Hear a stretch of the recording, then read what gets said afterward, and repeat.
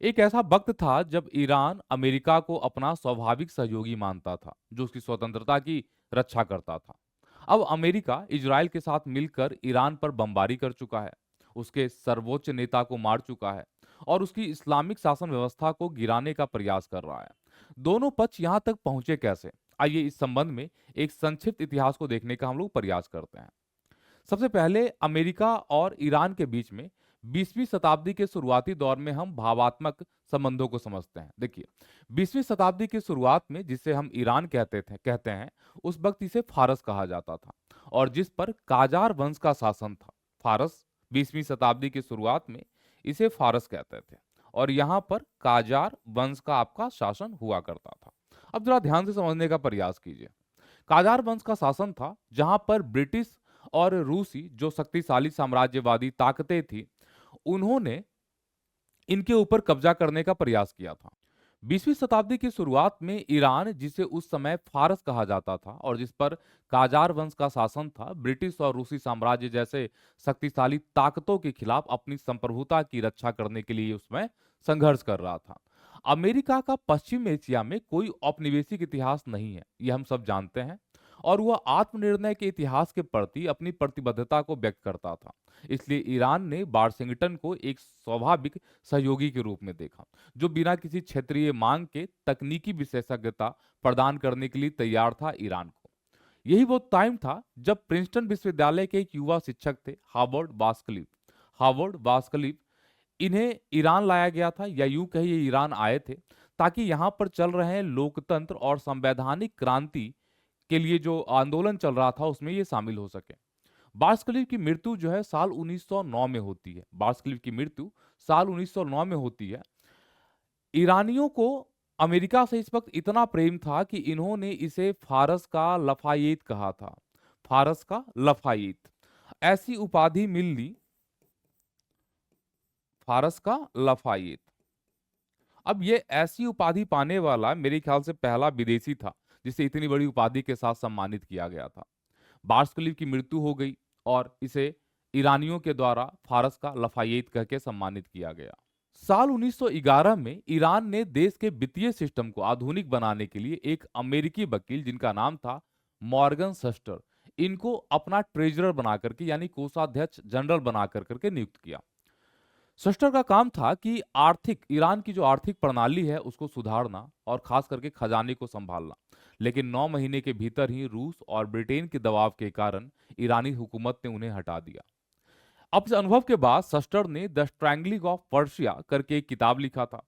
इस किताब में उन्होंने यूरोपीय ताकत जैसे कि रशिया और ब्रिटेन जैसी ताकतों को इन्होंने ईरान के प्रगति को और आशाओं को कुचलने के लिए जिम्मेदार ठहराया था। साल 1921 का टाइम आता है और रजा खान ने एक सैन्य तख्ता पलट का नेतृत्व किया। अब यहां से देखिए, थोड़ी सी हिस्ट्री आपकी चेंज होती है। साल था 1921 और यहाँ पर एक व्यक्ति है, इसका नाम है रजा खान। इस व्यक्ति का नाम है रजा खान। अब रजा खान ने क्या किया भाई यहाँ पर?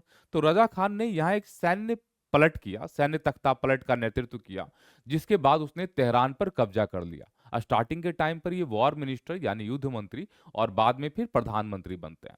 साल 1925 में रजा खान को नया सम्राट घोषित किया गया था। 1925 में इसे एक नया सम्राट वहां का घोषित कर दिया गया था। इस प्रकार ये वो टाइम था जब पहली बार यहाँ पर पहलवी वंश की स्थापना हुई। तो पहलवी वंश की स्थापना यहां पर किसने की थी? रजा खान ने की थी, याद रखिएगा।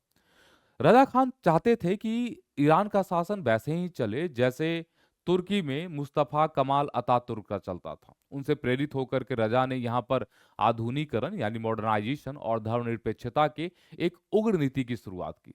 द्वितीय विश्व युद्ध के दौरान एक महत्वपूर्ण मोड़ आता है। एंग्लो सोवियत आक्रमण के बीच रजा खान को अपने बेटे मोहम्मद रजा पहलवी के पक्ष में गद्दी छोड़ने के लिए मजबूर किया जाता है। इसी बीच यही वो टाइम था जब अमेरिका ने ईरान में अपने सैनिक भेजे थे। ये सैनिक ईरान में कब्जा करने के लिए नहीं भेजे गए थे, बल्कि यहाँ पर पर्शियन कॉरिडोर का प्रबंधन करने के लिए भेजा गया था, या आम भाषा में समझे तो इन्हें सहायता प्रदान करने के लिए भेजी गई थी। साल 1943 के तेहरान सम्मेलन में संयुक्त राज्य अमेरिका पूरी दुनिया से ये चाहता था कि ईरान को जो है वो क्षेत्रीय अखंडता की गारंटी दी जाए। और साल 1946 में अमेरिका ने सोवियत संघ को उत्तरी ईरान से अपनी सेनाएं को वापस लेने के लिए मजबूर भी किया था। यानी कि सोवियत संघ की जो सेनाएं उत्तरी ईरान में थी, उसको मजबूर किया कि आप ईरान से अपनी सेनाएं जो है वो हटा लीजिए, ताकि ईरान पर किसी भी तरह का खतरा ना मंडराए। अब इतने क्लोज रिलेशंस थे यूएसए और ईरान के बीच, तो फिर ये संबंध बिगड़े कैसे? चलिए इनको जानने का प्रयास करते हैं। देखिए, राष्ट्रवाद और उपनिवेशी विरोधी आंदोलन का उदय हो रहा था ईरान के अंदर। द्वितीय विश्व युद्ध समाप्त हो चुका था और उत्तरी क्षेत्र से जो रूसी सेनाएं थी वो वापस जा चुकी थी। अब ईरान में जो राष्ट्रवादी थे, उन्होंने एंग्लो ईरानियन ऑयल कंपनी, इसका नाम था एआईओसी, ये कंपनी बहुत बड़ी जड़ है, एआईओसी, एंग्लो ईरानियन ऑयल कंपनीज का नाम था। अब वहां के जो राष्ट्रवादी नेता हैं वो ये इल्जाम लगाते हैं कि जो ये कंपनी है ईरान को कम पैसे देती है, यानी कम रॉयल्टी देती है, और उससे कहीं ज्यादा पैसे ये तो ब्रिटिश गवर्नमेंट को देती है। इसलिए वहां पे मोहम्मद मोसद्देक ने एक पार्टी का गठन किया, इसका नाम था नेशनल फ्रंट पार्टी। और नेशनल फ्रंट पार्टी में उन्होंने क्या किया कि धर्मनिरपेक्ष राष्ट्रवादियों और धर्मगुरुओं को एक साथ संगठित किया और कहा कि भाई ये जो कंपनी है ये ज्यादा पैसा किसको देती है? ब्रिटेन को देती है। तो हम क्यों ना करें कि ऑयल का नेशनलाइजेशन कर दें, यानी राष्ट्रीयकरण कर दें, ठीक वैसे ही जैसे हमारे यहाँ बैंकों का राष्ट्रीयकरण हुआ था। अब ईरानी संसद संसद है मजलिस, मजलिस में तेल उद्योग के राष्ट्रीयकरण के पक्ष में मतदान कराए गए, और जाहिर सी बात थी कि पक्ष में मतदान जो था वो हुआ। साल 1951 में मोसद्देक को प्रधानमंत्री नियुक्त किया गया था, क्योंकि मोसद्देक ने ईरान में तेल के राष्ट्रीयकरण में जो है एक महत्वपूर्ण भूमिका निभाई थी। अब ये बात जाहिर सी बात है कि ब्रिटेन को पसंद नहीं आएगा, तो ब्रिटेन ने क्या किया कि ईरानी तेल के ऊपर प्रतिबंध लगा दिया, उनके उनको नाकाबंदी कर दी, मतलब नौसैनिक नाकाबंदी कर दी, बहिष्कार का आदेश दे दिया। इसी यही वो टाइम था जब मोसद्देक और शाह मोहम्मद रजा जो पहलवी थे, इनके बीच में दरार पैदा हो गई, जिसके कारण से शाह को कुछ समय के लिए देश छोड़ करके भागना पड़ा था। यही टाइम था जब ईरान ने यह प्रस्ताव रखा था कि वो यहूदियों और अरबों के लिए एक संयुक्त संघीय राज्य बनाएगा। यानी ये चाहते थे कि जो अभी फिलिस्तीन और जो इजराइल का मामला है, उसमें फिलिस्तीनी और यहूदी दोनों एक साथ रहें, ठीक है ना। संयुक्त राष्ट्र के द्वारा फिलिस्तीन के विभाजन का भी इन्होंने विरोध किया था। लेकिन एक और नया मोड़ आता है जब नवगठित इजराइल को इसने मान्यता दी। ईरान दूसरा वो देश था तुर्की के बाद जो ऐसा कर मतलब ईरान दूसरा देश था, दूसरा मुस्लिम देश था तुर्की के बाद, जिसने इजराइल को मान्यता दी थी। यहाँ पर एक व्यक्ति थे, बहुत बड़े और धार्मिक नेता, इनका नाम था आयतुल्ला अबोल कासिम कसानी। ये प्रभावशाली नेता थे, धार्मिक नेता थे। इन्होंने इजराइल के मान्यता दिए जाने की कड़ी निंदा की थी, कड़ी आलोचना की थी, और उसे मुस्लिम दुनिया की एक औपनिवेशिक चौकी चौकी के रूप में उन्होंने यह देखा था। साल 1953 का समय था। अब यहाँ पर राष्ट्रीय नायक रहे मोहम्मद मोसद्देक को सीआईए और ब्रिटिश समकक्ष संस्था जो कि आपका MI6 है, उसके द्वारा तख्ता पलट के बाद सत्ता से हटा दिया जाता है। यानी कि 1953 तक यहाँ मोसद्देक का शासन चल रहा था, है ना। लेकिन बाद में जो सीआईए है और MI6 है, उनके द्वारा तख्ता पलट कर करके इनको हटा दिया जाता है और इन्हें आजीवन कारावास यानी आजीवन नजरबंद करने का आदेश दिया जाता है। मोसद्देक ने इजराइल के साथ संबंध तोड़ दिए थे, क्योंकि वे उस क्षेत्र में पश्चिम हितों की सेवा करने वाला देश मानते थे इजराइल को। शाह की अब वापसी होती है और वापसी के बाद फिर से अमेरिका पर भरोसा जताया जाता है। इसके परिणाम में क्या होता है कि अमेरिका ने ईरान में एक अत्यंत निरंकुश सरकार का समर्थन किया, एक अत्यंत निरंकुश सरकार का समर्थन किया, अनुमोदन किया, जो लोकतंत्र के असफल प्रयोग के बाद स्थापित हुई थी। यानी अमेरिका जो लोकतंत्र और स्वतंत्रता जैसी अवधारणाओं में विश्वास करता था, वो इसके उलट काम कर रहा था।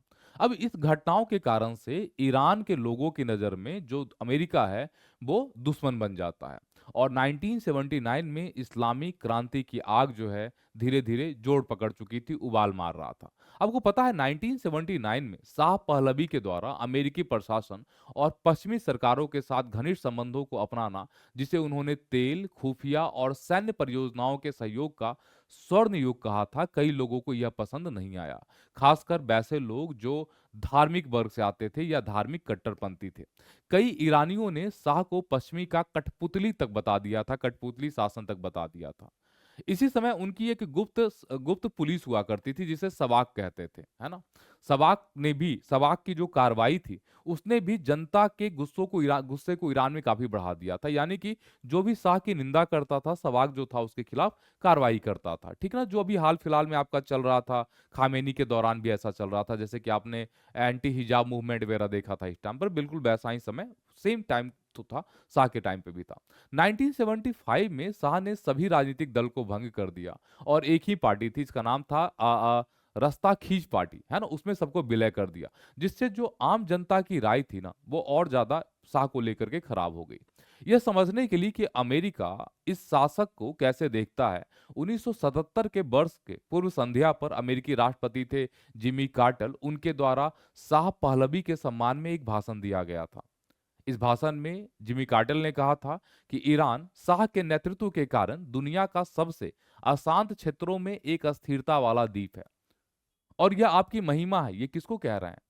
शाह को कह रहे हैं कि आपके नेतृत्व और उस सम्मान, प्रशंसा तथा प्रेम का महान परिणाम है जो जनता आपको देती है।